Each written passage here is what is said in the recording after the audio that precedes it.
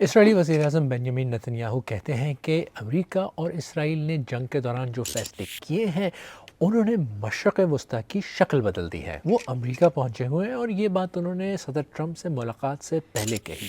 وہ صدر ٹرمپ کے دوسرے دور صدارت میں ان سے ملنے والے پہلے غیر ملکی لیڈر ہیں، اور وہ کہتے ہیں کہ وہ مشرق وسطیٰ کے نقشے کو مزید بہتر بنانے اور بدلنے کی کوشش کریں گے۔ جنگ کی وجہ سے ہونے والی سخت تباہی کے باوجود بنیامین نتنیاہو چاہتے ہیں کہ عرب ممالک کے ساتھ تعلقات بہتر ہوں۔ وہ صدر ٹرمپ کے غزہ کو خالی کرانے کے منصوبے کو بھی آگے بڑھانا چاہتے ہیں۔ مصر اور اردن پر دباؤ ڈالا جا رہا ہے کہ وہ لاکھوں فلسطینیوں کو جگہ دیں، لیکن قاہرہ اور عمان میں حکام نے ان منصوبوں کو پہلے ہی رد کر دیا ہے۔ صدر ٹرمپ اور وزیر اعظم نتنیاہو کے درمیان مشرق وسطیٰ پر تو بات ہوگی ہی، لیکن یہ بھی کہا جا رہا ہے کہ سعودی عرب کے ساتھ تعلقات بحال کرنا بھی ایجنڈے میں شامل ہوگا۔